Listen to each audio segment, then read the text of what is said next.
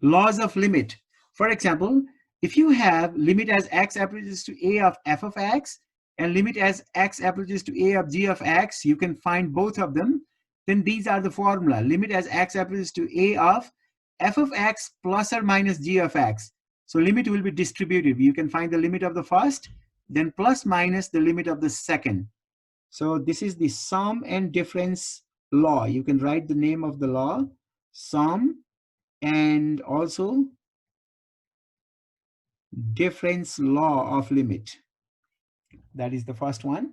Second, limit as x approaches to a of c times f of x. There is a constant. If there is a constant multiplying to a function, then you can pull that constant out, and then you can find the limit of the function and multiply them together. So this is called the constant multiple law of limit. This is constant multiple law. Make sure you write the name of each of these law. The third one, limit as x approaches to a of f of x times g of x. You are calculating the limit of the product. You have to find the limit of the first, then multiply to the limit of the second. So this is called the product law of limit.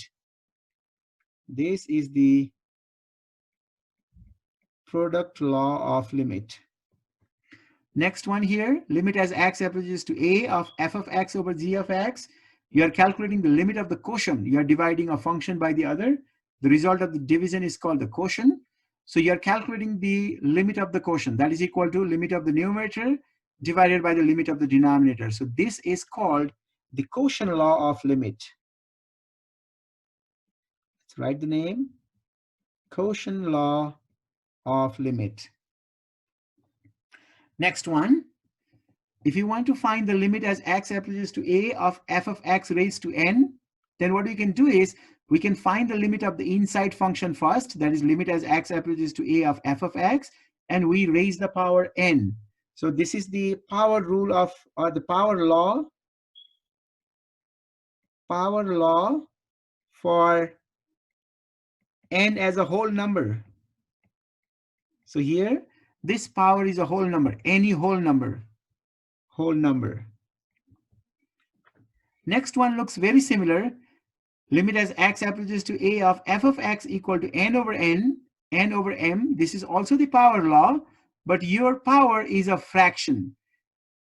So we can find the limit of the inside function and raise the power. And make sure if we are calculating the power here, the inside function must be positive if m is even. That is just a restriction for this limit to be well defined. But the name of this one is also power law. Okay, this is power law when power is a fraction. When power is a fraction. So these are some of the limit laws that we'll be using in next example. Example, we have to find the limit as x approaches to 2 of f of x. No, this is given. Limit as, let me read again. Example, if limit as x approaches to 2 of f of x equal to 8, limit as x approaches to 2 of g of x equal to 3, and limit as x approaches to 2 of h of x equal to 2, we have to find the following limits. We have to find these limits. So if you look at the first one, you can see you're calculating the limit of the quotient here. In the numerator, you have g of x.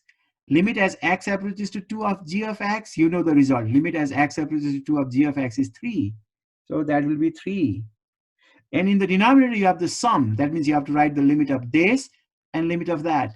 Limit as x approaches to 2 of f of x, you know that it is 8. And limit as x approaches to 2 of h of x, that is also 2. That is 2. So if we simplify that, you have 3 in the numerator and 8 plus 2, 10 in the denominator.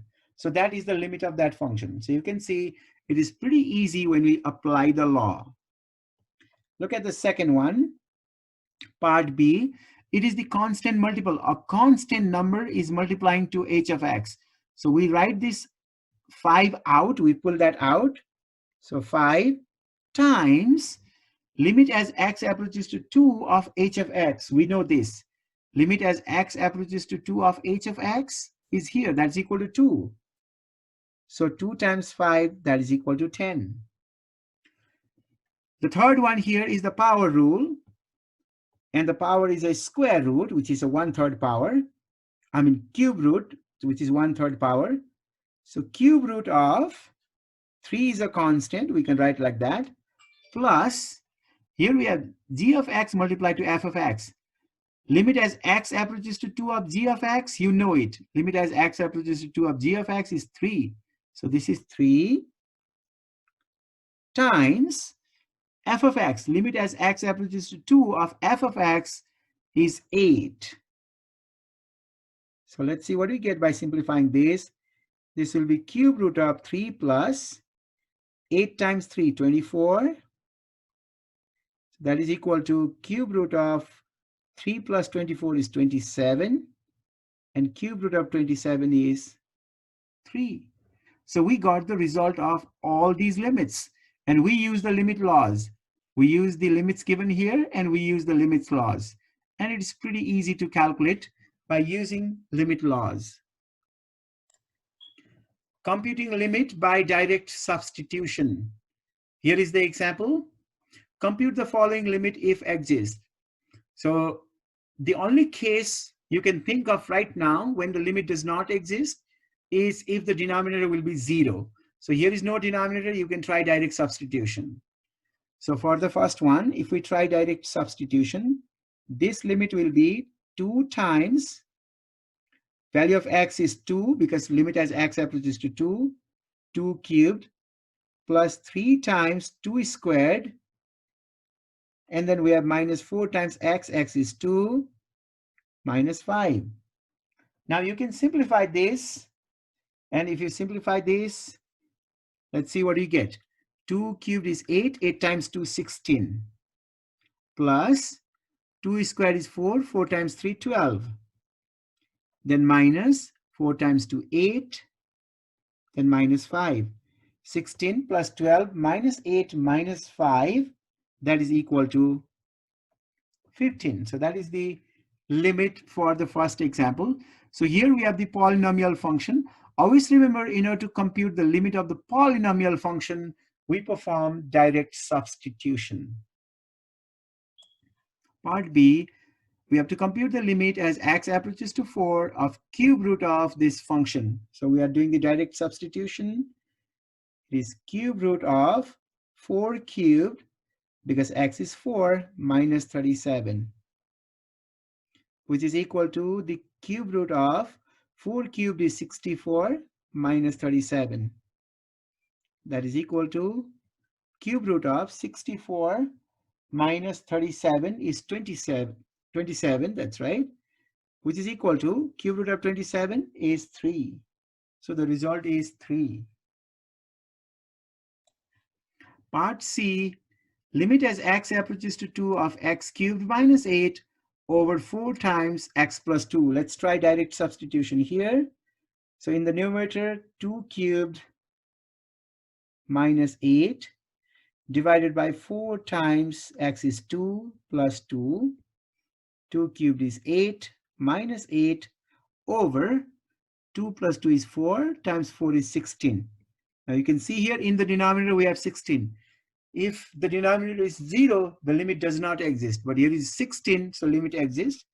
That is equal to 8 minus 8 is 0 over 16. 0 divided by 16 is equal to 0. So that is the limit for part C.